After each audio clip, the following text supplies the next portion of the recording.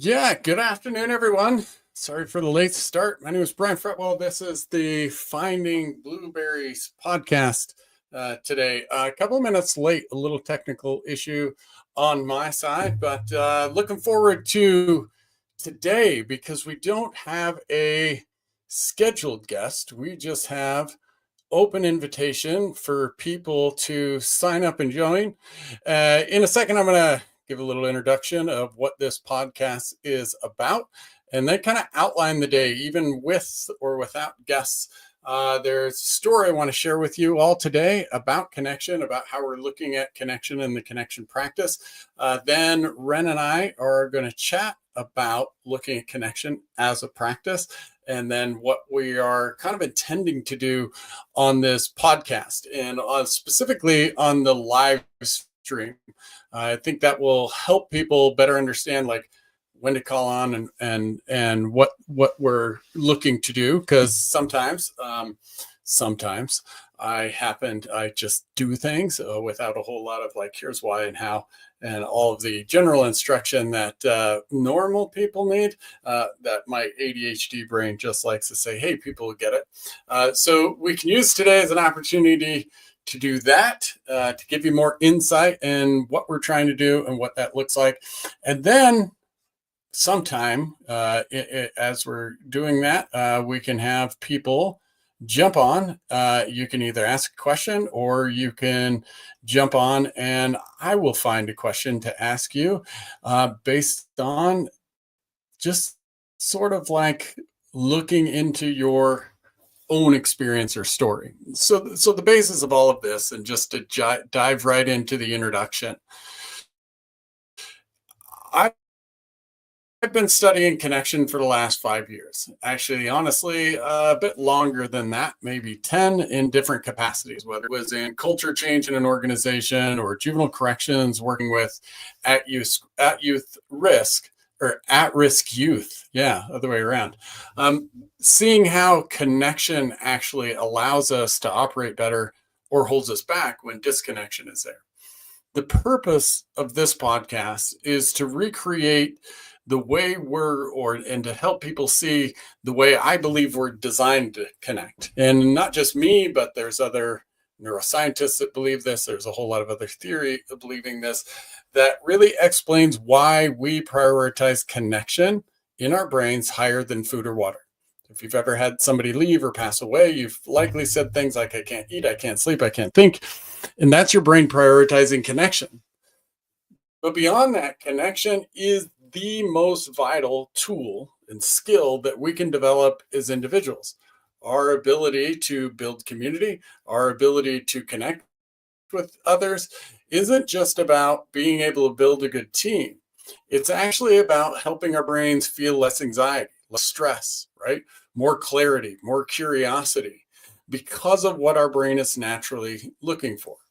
And so, in this podcast, what we hope to do is show how when people come with a question, come with a challenge, or just come to have a conversation, if we approach that conversation in the way we're designed to, through asking questions, through trying to clarify somebody's experience, through trying to find clarity together, then the answers we're looking for seem to magically come up. The clarity we're looking for seems to automatically happen, and both people leave the conversation feeling better. And in being able to have these conversations, I hope to kind of change the way we look at connection from this thing we hope to have in a conversation to a practice we create in our lives that gives us that leads to better health, that leads to better relationships, that leads to more understanding of our strengths and our insights and our success, because that is in fact what connection does. And that's where I want to start today. Before I bring Ren up on the stage, I want to share a story, and then I'll bring Ren up and we'll chat about that story a little bit. And as I'm saying this in the excuse me, comments section, there is a link there so that you can jump in and have a conversation with us. If you click on that link, it won't throw you right on the stage. So don't worry. I'll be able to see you. Nobody else will be able to see you. And then if you want to come on stage, I'll ask you to raise your hand and we'll go from there. So that link is up at any time. So I want to get you into a story, and the story is from today, like literally 2 or 3 hours ago. So one of the things that we've been really focused on over the last few months is this idea of looking at connection like a practice. So we built this framework about how to connect and how your brain connects, and using questions that we've taught for quite a while. But when we started to see it as a practice, it was very personal for me. So, as much time as I spend talking about connection, I struggle with it. Maybe part of the reason I've built this thing for so long is because for most of my life, I've struggled with disconnection and isolation. Only if you would have asked me about it, I don't think I would have admitted it because I don't know that I really understood what it was until I started to experience what connection actually feels like, how it can take away kind of stress and anxiety, how finding somebody else's story actually makes your story make more sense. And in doing that, like that led to this idea of like, okay, if I'm getting these benefits, or if we're getting these benefits, just like the benefits you would get from running, just like the benefits you would get from mindfulness, just like the benefits you would get from a yoga practice, then why wouldn't we turn it as a practice? So today I kind of put practice into practice, right? I was sitting in a coffee shop and literally about 3 hours ago, and I had this whole list of things that I needed to get done. And I sometimes put myself in the coffee shop hours before something like this because the stress helps me get more done. Yeah. So I have this list of things I have to do. And then I look up in the coffee shop, and in the door walked a friend that I hadn't seen in probably 3 or 4 years. And he's not a real close friend. I used to live across the street. I knew him and his family. And every once in a while we come in and say hi. We don't have a lot of deep conversations necessarily, and certainly not when I have a list of things that need to be done in the next hour and I'm seeing him in a coffee shop in passing. But in that moment, I thought about this idea of connection practice. And for me, one of the practices is like looking at when I'm prioritizing connection. And am I prioritizing connection over other priorities? Like if I think that connection is important, am I actually like stepping into where it's important? And what I mean by that is, am I doing it when I have the time and when it's okay? Or am I doing it and prioritizing opportunities when they arise? And so as my friend walks in and comes and starts to talk to me, I felt that in the moment. Like, oh, I have this stuff to do. And I had this, like, I'm really good at ending conversations, by the way. I think I could give you a whole class on that. My wife gives me a hard time because I'll shut conversations off in the middle of them. That's the, again, benefit of being a little neurodiverse, is that I'll kind of almost walk away while people are thinking. Is I'm working on it. I'm getting better at it. But I have this opportunity right there in front of me to just say, hey, great to see you. Maybe have a little, how are you doing? What's going on conversation, or to engage in more of a connection practice. And I'm really glad I took the latter, like just stepping into the connection practice with, because I started to ask, hey, what's going on? Just as we kind of regularly warm up. But then we started to get into a deeper conversation about what's been going on. And he had recently passed an age milestone. He had recently had a death in the family. And we started to actually connect on things in a way that some of my closer friends and I would have taken an hour or two to warm up to. Like in this coffee shop, right? And without anticipating it, without planning, him and I went into in the first 10 minutes talking about his experience with his age, his experience with the passing of a loved one, and me sharing mine as well.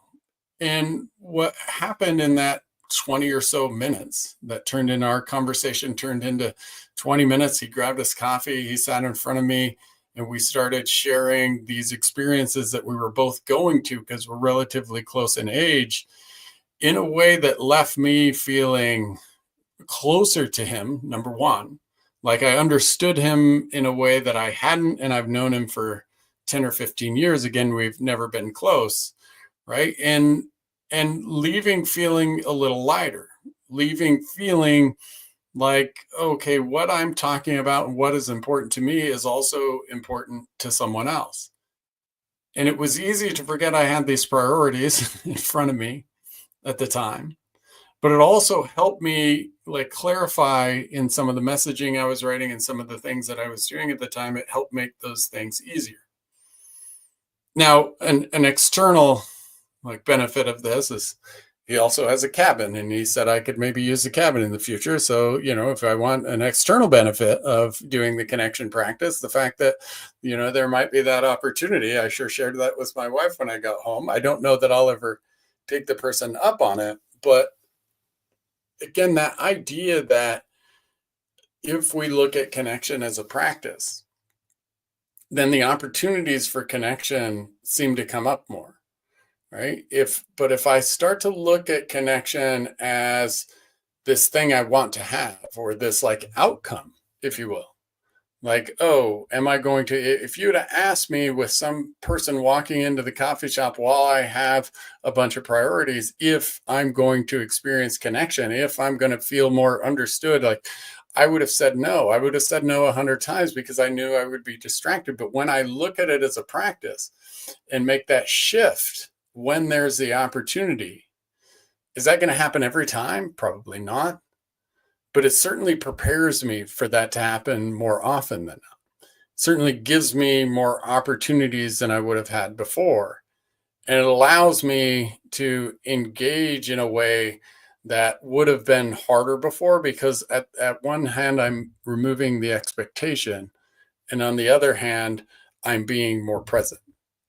And I think that ability to be more present is what practicing connection really helps you with, amongst a whole lot of other things. So with that, I'm going to bring Ren up on stage. And what I want to do, and if you're here, you're watching, welcome. You can reach out in the chat on the side. If you're on YouTube, we'll see your chat in here as well. There is a link in there if you want to join us on stage, or if you just want to watch, we're happy to have you watch. We're going to talk now about this idea of having a connection practice. And Ren, I threw you on stage. Sorry, I'm not really good at warning people about that. I will, if you're here, if you're coming in, I will warn you. I'm not good at warning Ren, right? So Ren, and you're muted there, just so you're aware. Yeah, I want to first maybe start with just kind of your insight or your reflection on kind of the story I just shared, right? Like just to kick off this idea of like talking about a connection practice. Yeah, I mean, I think hearing your story kind of helped me see where I've done it in the past, where I've had similar experiences where I really should be doing X, but someone shows up and I shift gears, which I don't think I've given myself enough credit for. So thank you for that awareness. Yeah. When you're, I want to, if I can jump right in right there, because for me, the shifting gear was just almost, it's like, I'm going to practice this now because I can practice it now, right? Like I didn't really, but when you shift gears, as you were reflecting, you said you shift gear before, what is the impetus for shifting the gears? I think, I don't know how to explain it. I think the impetus before, like, I think what you talked about was a conscious practice of saying, here's an opportunity that I'm going to take. I think very similar, like more intuitive of like, I know I have something that I need to be doing. Like the particular story that came up to me was someone came into my office. They wanted to chat about something. And the reality was I had 10 minutes before I was supposed to be in like a fancy person's office. And in that moment, it would have been really easy for me to just say, no, I've got to focus on this. But Mhm. there was a gravity in how she asked me for my time that made me know that that trumped whatever I had on my calendar. Mm. And so I tested that and asked her, like, told her the whole scenario. It's like, hey, I have a meeting. Do I need, I'm feeling Mhm. something heavy. Do I need to cancel it? And then just making myself available. Mm. So do you think that was then the thing that got you into, if you will, the practice at that moment was just understanding what you could give to the other person, or about like No. caring about the other person? I mean, I think those things maybe were there. I think it was more about assessing what was the right place for me to be when I had multiple options. Yeah. And Where could what I do you be mean most the impactful? right? Where would I be most impactful? Okay. Yeah, Yeah. most impactful, and then also, like, no matter where I was going, whether I was going to an office or staying in mine, I needed to Hmm. have an impact. Mm. And the reality was I could learn more from Christina than I could from John. I was sure in that moment. Mm. So that was it was there was a priority. Mhm. Yeah, it kind of like in that moment, and that priority was almost like which was going to be the most valuable For me, interaction right now. yeah, Yeah, yeah. yeah, and I hear that thinking about mine, like but it requires me to kind of like identify like there's different priorities, but also like what is the thing that I value, right, Mhm, in that moment, and where am I prioritizing those things? And when I think about connection, the value part is I know when I experience more connection, that my anxiety goes down. I know that when I'm feel more connected to other people, I'm clear, I work better, like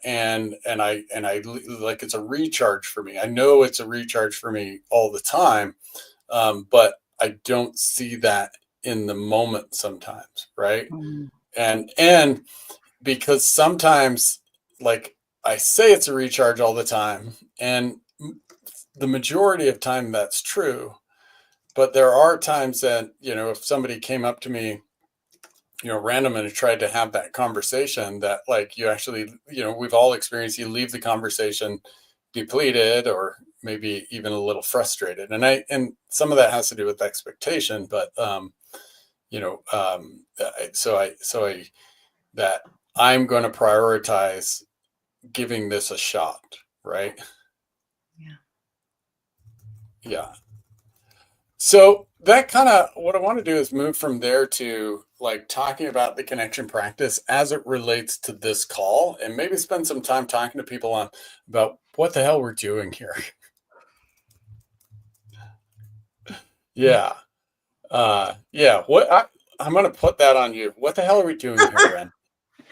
Yeah, that's a great question, Brian. I think, you know, especially in light of us thinking about this practice of connection, I think we are being stewards of the opportunity to connect, Hmm. and then also stewards of helping people find deeper connection and better, I guess, energy coming out of those connection opportunities, by practicing it with each other and demonstrating how you can prioritize yourself while connecting with others. Mm. Yeah. Yeah. Yeah. I can see that. I sometimes struggle with the steward piece, right? But even though that is there, like there's this framework we have. For me, it feels like, and part of like doing the podcast to me is I know when I'm doing this, and this being asking the questions, engaging in this process of like finding clarity with the other person, that when that's happening, when that authentic clarity is there, for me it just feels like, um, sort of like this is what we're all supposed to do, right? Like it feels less like this is Brian's thing, which is quite honestly where I likely get in trouble, right? And there's all these lists of things that I'm supposed to do as like a consultant or an influencer, or whatever the hell category I'm in, or as a speaker, that are very authority related. Like I know this and I know that, and I just that's not me, right? So I don't do some of the things of like this is how you're supposed to do. And I think that gets to the core of what I'm trying to do here is show us that like this way of asking questions that I have gotten really good at because I've been doing it for a long time, not because I was naturally good at it. In fact, I'm good at it because I sucked at it. Like if you go back 20 years of my relationship with my wife, she'll tell you almost the first half a year we were dating, she couldn't get a word in edgewise. Like I talked and talked and talked and didn't know I was talking. And I'll do that today, right? I mean, like I can still fall into that trap today. I got really good at asking questions and understanding connection almost because I was bad at it, right? Because I have like practiced and seen that if I can get somebody to if I can find the exciting part in somebody else's story with them, especially when they don't see that exciting part in their story, then that in fact actually gives me more than I can ever get telling the story, right? But it's the challenge of doing that consistently is I'm pretty good at storytelling too. And it feels really good when you engage somebody, you know what I mean? When I'm on the stage or I'm telling a story and I'm seeing people react, like that's a drug. And that's the drug that keeps me from shutting up sometimes, especially when I was young, right? And and it's almost more consistent sometimes that I can get that. And what I'm learning in the practice and in building this for 5 years is that like I tell so far fewer stories now. Mm. And I think that's what I'm really excited about on the podcast is as people get to understand what we're doing here, it's really this is a place that we can use to help people get clarity in their story. Because there's parts of our story, specifically the parts of our story that we did something well, that we had a positive impact on somebody, the things that we're proud about. Those are the parts of their story that we think we're clear on, but almost inextricably we're not. And when you have somebody that has this skill set that we've been developing in the Finding Good community, right? When you have that skill set available, then you can bring people on, find the clarity in their story, and that clarity always impacts everybody that hears the story. And further than that, the more we do that as individuals, like that clarity, when somebody has an insight, when somebody sees their strengths in a different way, anybody listening to that story sees their own strengths in a different way. When somebody has an insight about impact that they might have had on others, it gives others permission to have that same kind of impact. And so on the podcast, bringing people on, whether they like Ken last week, who had a question about feedback, and then we found that Ken uses curiosity to actually set up really good feedback opportunities, or it's somebody that comes on and doesn't really have anything to share, but we just start the conversation, and all of a sudden the thing we needed we found, even though we didn't know it was the thing we needed. That's the thing that I believe happens all the time. And that's running a live podcast is about like creating that over and over again so people can see. Yeah. So with that, unless, is there anything you wanted to share on that, Ren? Or even questions to dive into on? I don't know if I got any more clear for people about, why did it come off? And I think the best way to do that is actually doing it live. But yeah, anything you wanted to add? Because if not, I'm going to pull Ken on here because Ken was a guest on Tuesday, but he's here again, a glutton for connection. Should we say it that way? Yeah. And I want to see if we can engage in the conversation with Ken to show anybody else that is watching, like what can happen. Because I don't know if Ken even has a question. Ken is just a brave soul that he enjoys questions. He has a podcast on curated questions. And so I'm all about, jumping into people that are ready to go. Yeah. What do you think of that, Ren? Unless you want unless there's you want to No. engage in something. No, I think you go ahead and pull Ken on up. Awesome. All right. Okay. I will yeah. So this is and for anybody watching, this is the part of the podcast that, like, especially on these days we don't have an active guest or a scheduled guest, is like, Ken, did you have a question or anything that? Nope. Right. I mean, Yes. Yeah. no, I'm not coming with any burning questions at the moment. Fair. Yeah. So this is a really good example, and especially in Tuesday, and it's a good example for two reasons. Number one, we had a conversation Tuesday, right? Like we engaged this. And so what I want to show is, like, these conversations can literally happen daily. And one of the ways we teach how to have the conversation is actually like leading what we care about, we're curious about, right? Yet we don't often, when we ask other people questions, we're often leaving it up to them to decide what to share. And what we don't realize is that often makes it hard for the other person to share anything. And then at the same time, if they're struggling with what's of value to share, what story would have the most value for this person, it actually makes it harder for me to get value in the story as well. And so we have this little polite dance where we're trying to listen to each other because we think the other person knows what they want to talk about, and we think we know what, and we think we're interested in everything. But really, quite honestly, our brains aren't designed that way. So what I'm going to show you here is, like, how we can start with a question from our own, almost, if you will, self-interest. But the better word is from our own curiosity. And again, we're curious about the things we care about. We're also curious about the things we're challenged with in the current moment. We're curious about things that matter to us in the current moment, right? And so right now, one of the things that really matters to me in being able to kind of do, this connection practice is just feeling real purposeful, feeling like I know where I'm going and things of that nature, right? So generally we would approach that conversation with somebody else, like, asking for Ken's advice.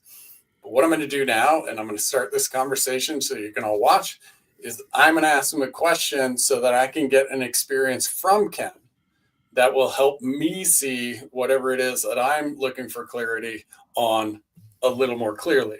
Now, there's no guarantee that will happen. There's no direction in the conversation specifically. Like, there's a direction that I'm having the conversation, but I don't know what Ken is going to share necessarily, right? So enough preamble. Ken, I would love to know, for you, like, where have you felt, maybe in the last 4 or 5 months, where, like, have you had a moment where you felt like, I really know where I'm going or what I'm doing?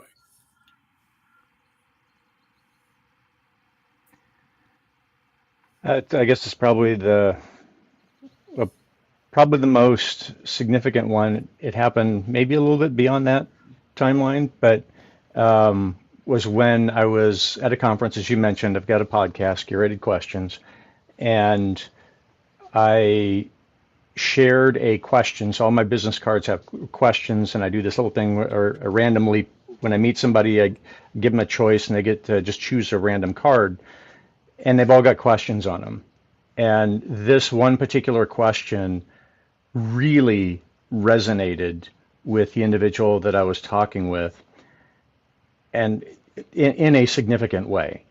And so I walked away with that experience where I'm like, doing what I'm doing, I am on the right path. I was very confident at that point.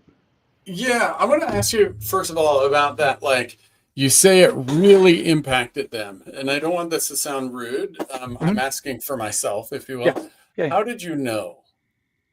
So the So this took place over about a 15-minute conversation, and the card that had the question that they chose was, it had Jerry Colonna's famous question on it, and that is, how have you been complicit in creating the conditions you say you don't want? So this isn't just being responsible, it's complicit. And this individual, after they took the card, they said, hold on just a second, when we were talking, or when I was talking, and they just stared at the card for like 15 or 20 seconds. I mean, it was a long time of silence, of just hanging out. And then they were like, all right, let's keep talking. So we talked some more. Oh, and actually what they said at the end of that was, this question changes everything that I'm doing. And I was like, wow. So Okay. what was you said that like right after that you felt, you just tell me the feeling that right after this person said that. Okay. Well, Like, if I can answer that, but let me give you the next piece in there, and sure. then Yeah. so you know the whole experience. So then we talked for a bit longer, and then as we were wrapping up our conversation, they said, I know you don't know this, but I was planning on quitting my job when Mm. I came to this, or after I came to this conference, and this question now changes everything. So Mm. that was the entirety of the experience, if you will.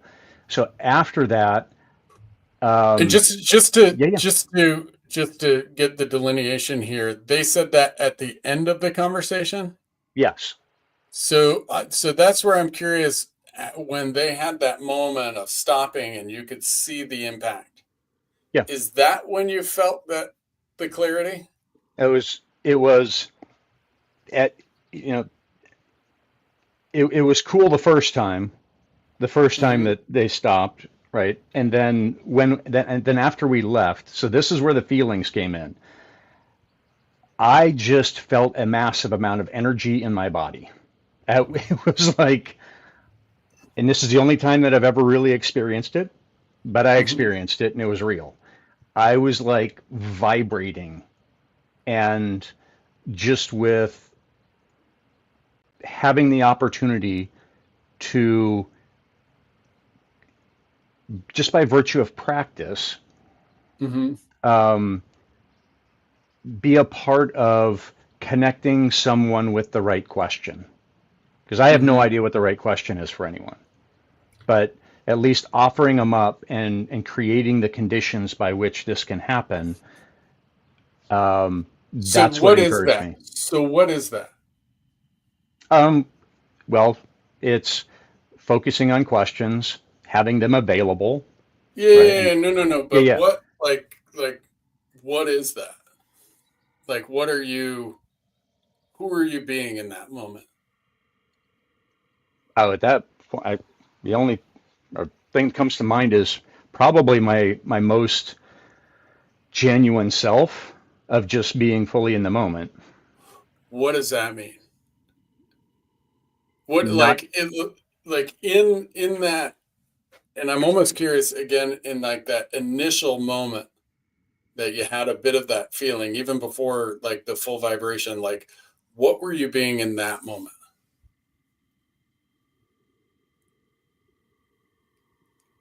just fully present Hmm. in being in the conversation. I wasn't, rooting around, and I don't know the details of, Mm-hmm. or I don't know all the details of how specifically that question was impacting them. And it wasn't somebody that I just had met, so I wasn't going to probe. Um, but it was being there to hold space for them to experience the question, Mm-hmm. and just be there to witness and to process as they were And doing that. and so the clarity, kind of going back to where we started, Hmm. like the clarity of like what you want to do is was what? What was the clarity you had in that moment, that moment you were being present? You had like clarity of what you were going to do, or what your direction. What was that? What were you clear about in that moment? that I needed to continue pursuing this path of questions. What did you have less of in that moment? Uncertainty if I was on the right path. What else? So uncertainty. Well, let me get this one out of the way. I had more confidence. Yeah. It's certainly had that. So what else? What did I have less of? Um,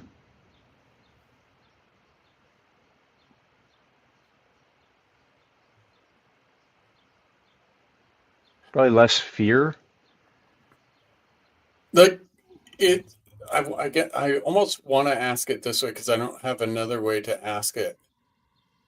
Was the cl- is part of the clarity that you had, like feeling, and the confidence was actually like knowing that you wanted to be present more,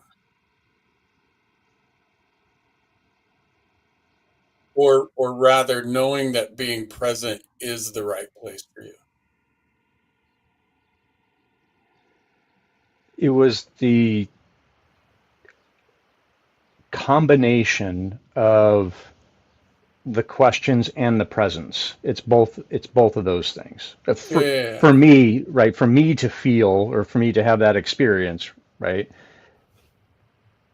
it was an action that I had taken. How I set the thing was to have the questions available, Mm-hmm. right? Then it was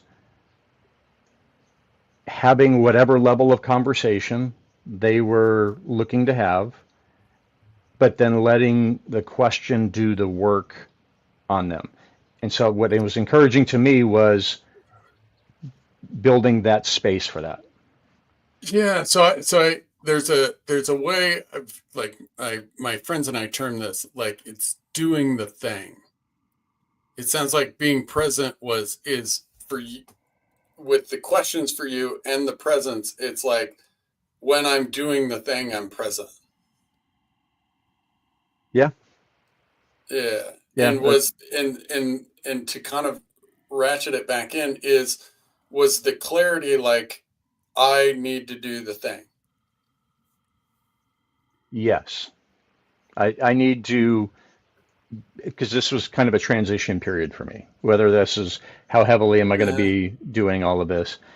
And that to me was, that experience was I was already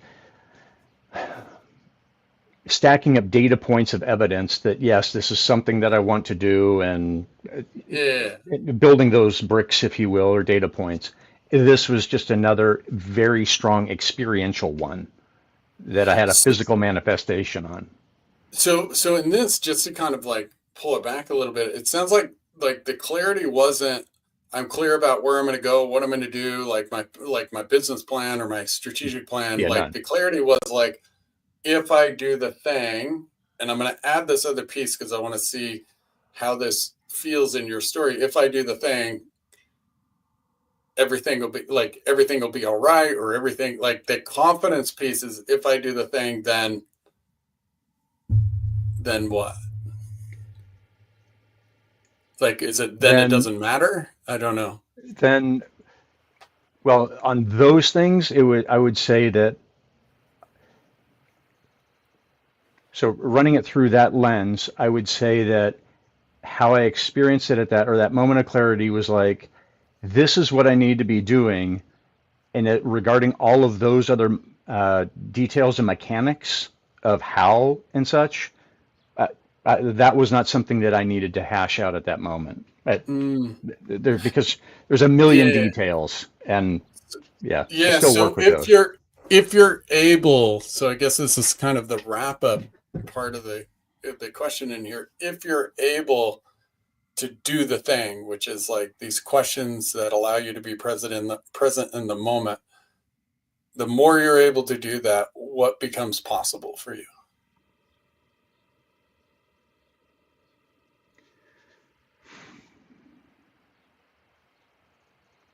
It feels a little bit woo-woo to say it this way, but it just feels like I'm in my purpose or whatever, just because there's that.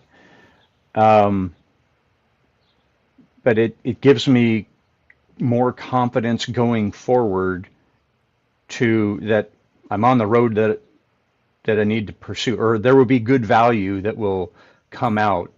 I will feel good, and then as demonstrated here, there will be good value for somebody else that I encounter. Yeah. So I'm going to push you a little bit more on that Please, to come say, on. like, what is one thing that is, if you're able to stay focused in there, stay present and doing the thing, what's something that you know you'll be able to create?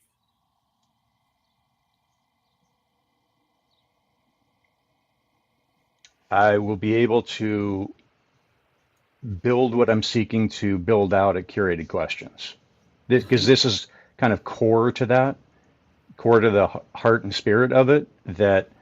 And I'm now, this wasn't the case then, but I'm now doing this full time. Yeah. So now, I often think back on that experience as, yes, I can do this, and there will be, Yeah. and so And at this so, point, build business wise. yeah. So do what you're trying to do. What is it? What is one tangible thing that you know you'll do that's in that list of do what you want to do? These are the tools required to do the coaching element of the business. So you know Yeah. you can do coaching Yeah. if you're, yeah. Say that one out loud. Yeah. I know that I can do coaching. Yes. Yeah. Yeah. And what will be the effect of that coaching, the impact of that coaching? I know that others will find clarity.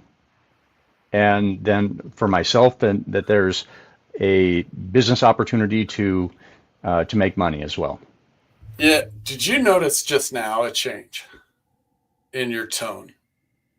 No. Sorry, I need to stay close to the mic. I'm gonna pull Ren up because I don't see anybody else in there, but Ren had a reaction. Okay, I pull you up, Ren. Yeah, Ren, what did you notice? Oh, like there was a change in your tone. There was also Hmm. kind of almost a change in your posture, right? Like a little bit of a relaxing. And then like it felt like you were saying it with your chest rather than questioning what you were saying. Hmm. Like most of the conversation, it felt like you were seeking, and then it was like you came home. Hmm. Yeah, there was an octave change, clarity. And I almost wanted to just tell you to shut up from there because then like it was kind of there was some other sort of fill-in stuff, but I can create clarity with them. Hmm. Like what does that feel like to say? I can create clarity for them.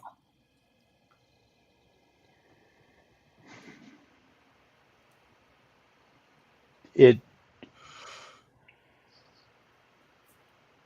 So Audre Lorde talks about being a fully seated self, Mm-hmm. and that that describes, or being able to say that I can offer clarity or help folks uh, get to clarity. That just helps me be or feel far more grounded. Just Mm-hmm. just as you said, so that kind of fully seated self, where it's like, yes, this is me, and I'm confident in that. Yeah. I'm curious if you've said that out loud before.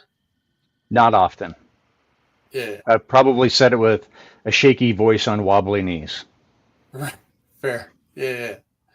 And what's interesting, so just to like outline the conversation a little bit, and I'm going to ask for your perspective and Ren's perspective on the conversation. But when we started the conversation, I talked about like starting with self-interest. And for me, like, where did you have clarity on direction is something, that, I often, even though it often doesn't maybe look like it, but I often like, what the hell do I want to be when I grow up, right? Still go into.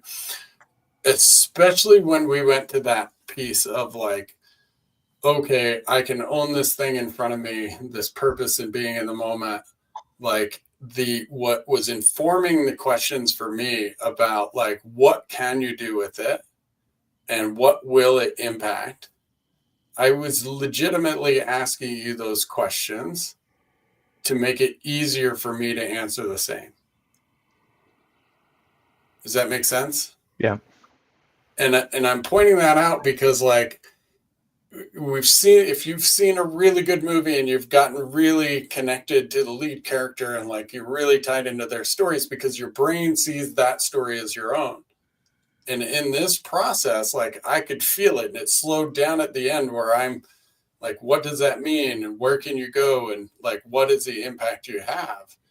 This is the point like where I believe connection really goes, where our brains aren't separating the story. I'm asking you to say it because my brain is experiencing you saying it as me saying it. And that can happen with those listening too. If you're listening to this podcast, you may have had that experience in different parts of the conversation. Like that you really gravitate towards the answer, and it's because our brain experiences that answer as our own.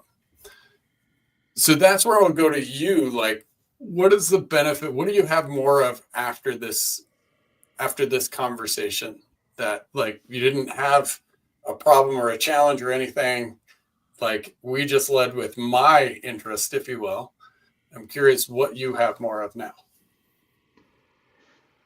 Confidence to take the steps that I know that I need to take and more clarity on it. Just as to the point of saying it out loud, right? That and also appreciate you saying, say that again. All right, doubling up. I was like, I know exactly what he's doing. It's beautiful, and yes, so let me say that. But yeah, that for me was probably the best thing out of the conversation. Do you have like, so there's a confidence piece, which it sounds like you can feel. Are there more like ideas rolling in your head about how you can do it?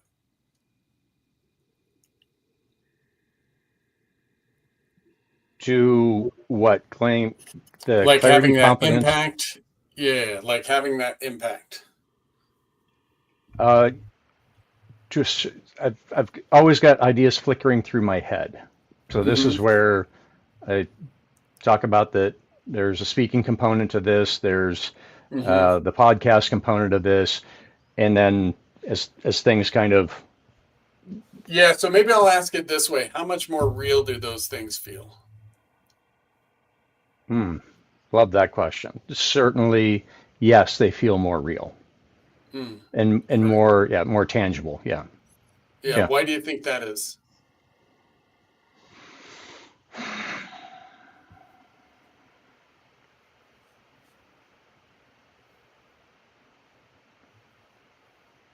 I think with the clarity, it's a level of foundation, and then building something on a strong foundation. That's what we want to do, right? Faulty Yeah, foundation is never good. yeah, and it's when that clarity in the story, and I get to say it out loud to another human being who accepts it, and accepts it by proxy, meaning so like doesn't push back on it, is curious about it, finds value in it. Then my brain hears that story and says, "Okay, this story has value." Right? So just Yeah. in I'm explaining that for people, like we think that when somebody comes with a problem or challenges, that like the thing that we can provide the most value in is giving answers. But what we're doing here is like, I'm not taking Ken in a direction with the questions necessarily, meaning like, oh, I know the insight you need to have, come over here and have it. It's the clarity in the story that allows Ken to believe in the story. That's what connection does. When we share the experience, that story is now evidence, and it reinforced evidence because now I've shared that story with another human being. And I argue all the time that is exponentially more valuable than any advice you can give the other person. Right? Yeah. Like there's nothing I could have told you about, clarifying your direction, what you can do, how you can do it, how you can, or even if I knew the impact on that you have on your coaching clients, there's no way I could have told you about that impact that is going to have the effect that you being able to tell your story about that impact clearly to another human being is going to do. And especially another human being that is interested in it because they're and asking you specifically about it, right? And again, it's a little different if the other person isn't asking you about it. It won't have the same effect. But because I was asking you about it, and because I was asking you about it with the specific outline of like, this is actually important to me, that's the exchange that we're talking about. That's the thing that's really almost hard to explain, but is like the magic of how humans connect and interact, that what we need from the other person, right, or what we need for ourselves is available in the other person, right? Because there's a whole lot of overlap in what you talked about and what I'm trying to do myself, the impact that I want to have on clients, right? And that I, that now might be a little easier for me to own and accept that, I do the clarity thing. I do it a little differently, right? And being present in the moment and doing the thing are all, things that are important to me as well. Yeah. Ren, your thoughts, questions, or insights about the conversation? No, I think I like that. Like it started with like, the nexus of the story felt like there was a question that changed everything, and we kind of got to the end, and I feel like Ken also had the same experience of changing everything and finding clarity through the story. Yeah, can you explain that a little more? Yeah, and Ken might have to fill in the blanks for me, but I feel like the question, like the beginning, or maybe it was the end of the conversation, the person he was talking to said the question that he presented like changed everything, and I think it like maybe even like turned her decision-making process upside down, and she shifted directions. And it felt to me like what I took away from that story is like the permission for me to change directions as many messy times as I want. Right. And it kind of felt like at the end, the questions are the clarity for Ken. And it doesn't matter where they're meant to take you as long as they take you somewhere. So that messy experience is also okay and gets him to the clarity that he's seeking.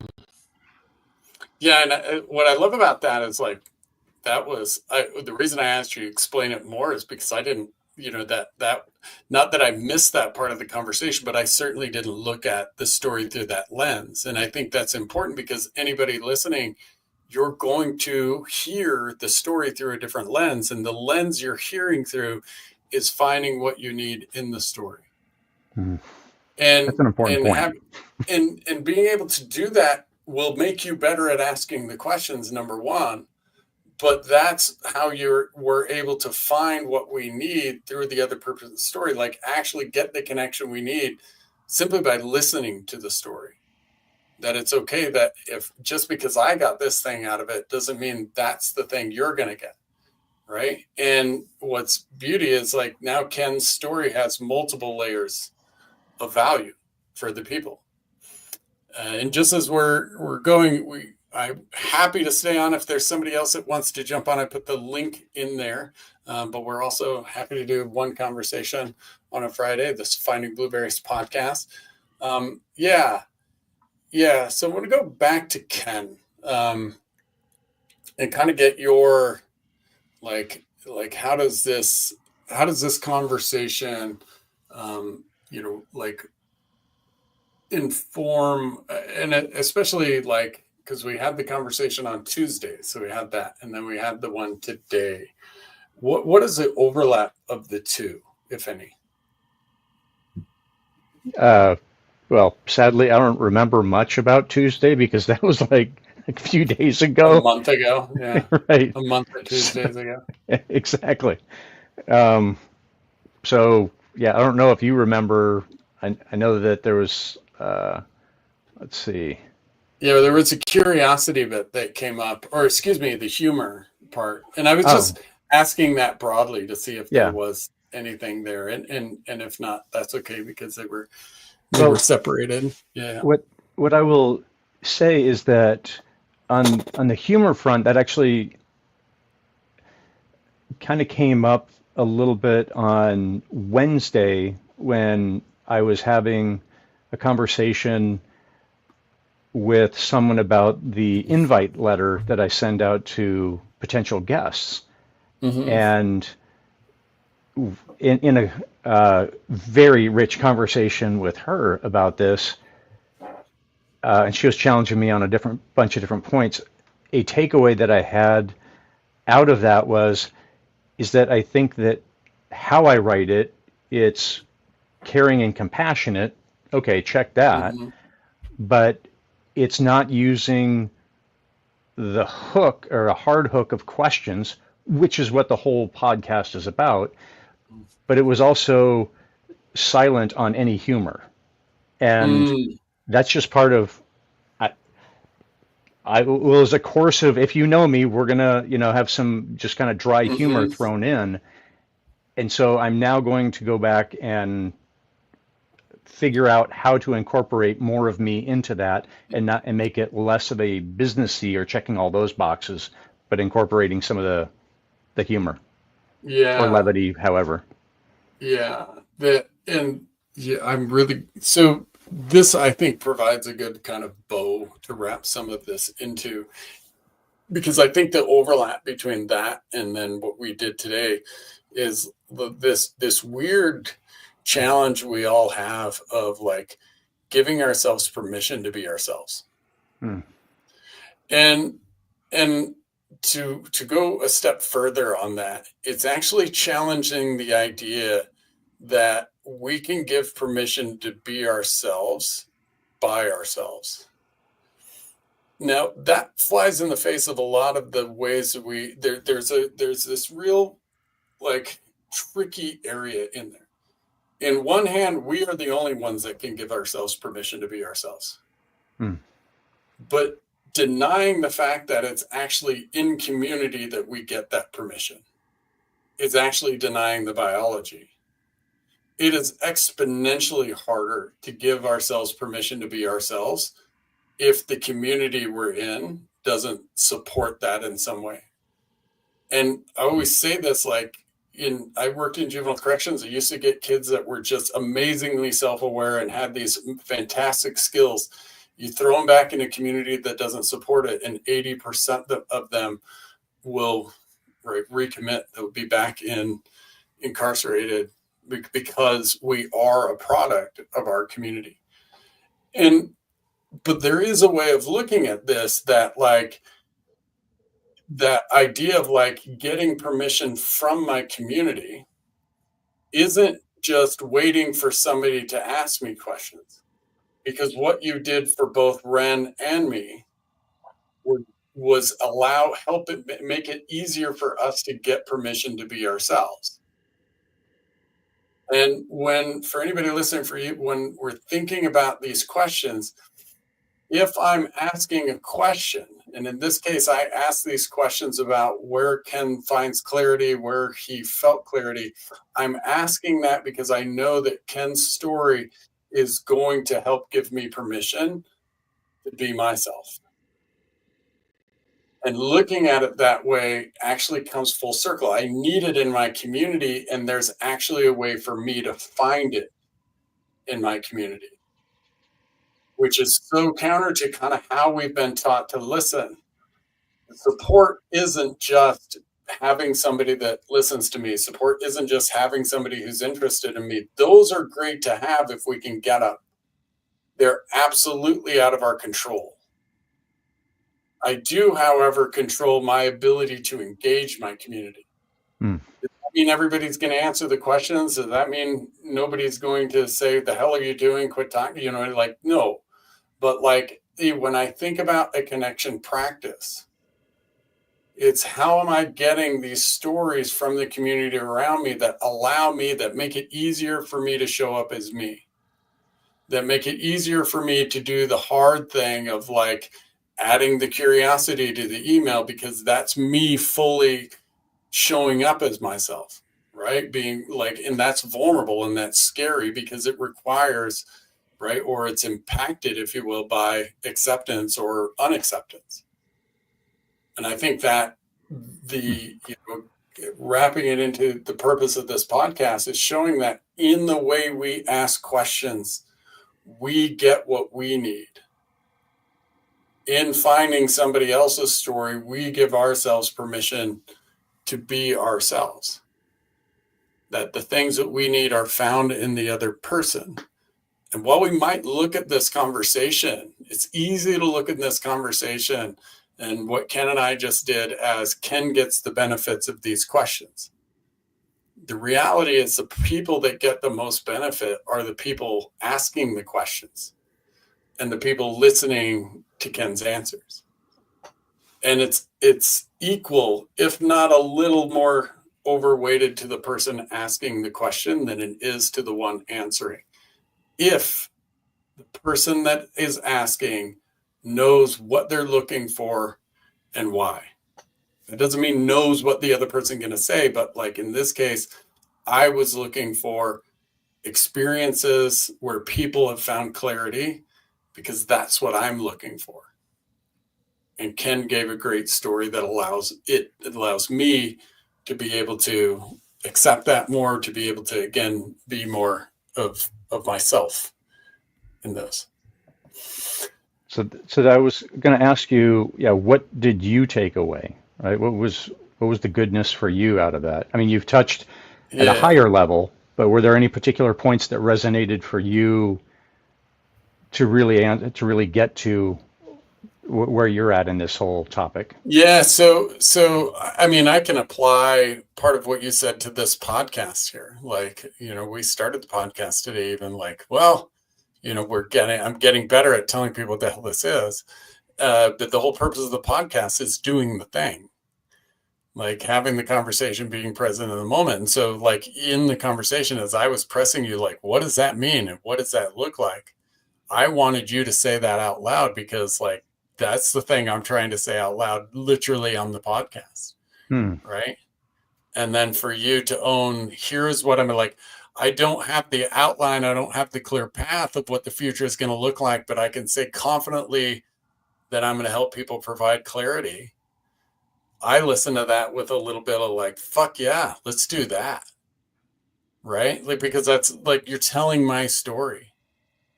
In both of that, whether that's like right now or like so many times that I've been through that. And like, I can't hear enough of when I'm doing the thing, I feel present and I feel alive and I feel like, I'm lighting up because when I pressed you on that, like, what is the thing you create for the clients?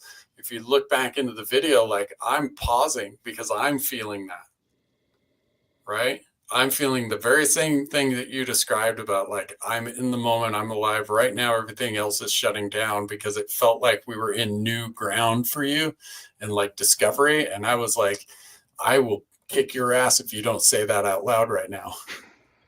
Right? Yeah. Because I needed that. Yeah.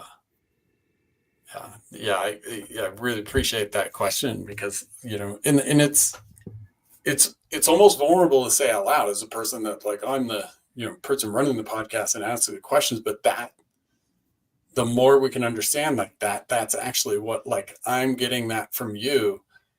It gives permission for people to do the same as opposed to this idea that I can really fall into, which is I'm supposed to go find it for myself, or I'm supposed to magically have it all the time. And that's, and what that does is it disallows us to help each other because I'm supposed to be this person and have the answers or have this clarity all the time. But I can tell you that clarity is a lot easier for me to find when I hear your story. Gotcha. Right? Yeah. Ren, thoughts, insights, or additional questions? I think you outlined pretty well what you found in it as well. Yeah. Well, I want to thank you both for today. This was a great 1 hour. Cool. We had a little technical difficulties. I don't know what happened with the microphones. We were a few minutes late. Appreciate everybody that watched and joined. We're going to be doing this every Tuesday and Friday at noon Mountain Time. If you want to sign up, You can use the links. Go to findinggood.com and click on the live podcast. There'll be a sign up for each of the podcasts. Next week on Tuesday, we're going to do another open one. Only we're going to be focused a bit on resilience, which is next week's planned guest on Friday. This week we focused a bit on feedback on Tuesday, and then we just jumped into whatever we had today. The same on Tuesday. Well, I'll probably talk about resilience. Whatever you want to jump on and talk about. That's really what we're doing. Is we saw with Ken today, there was no defined question. There was no challenge he was having. I got to lead with what I was looking for, and we can do that as many times as we want to really showcase this incredible kind of magic that happens when we engage with each other the way we learn to do around the campfire, the way we've done as humans for the majority of human history, except for in the last 40 or so years, right? And to start approaching connection as a practice, right? So I'm going to say thank you to Ren and Ken. Wrap this up for a couple of more with just a couple of other things. And that idea of approaching it as a practice, right, is important. We are as lonely as we've ever been. We're as disconnected as we've ever been. And what we know about that is when we are lonely and disconnected like that, we can feel like we have to have all the answers, that we have to perform like that. As Ken asked me about, where I could use the impact of his story, it reminded me that how easy it is to fall into that isolation trap. Like, even when he asked that question, there was a moment of, do I share that or do I act like that? Meaning, like, do I put up this facade that I have all the answers, that it just reinforced it? Or do I share the reality that I am human? And as confident as I may be about things, I still struggle with that clarity. I often struggle with that confidence.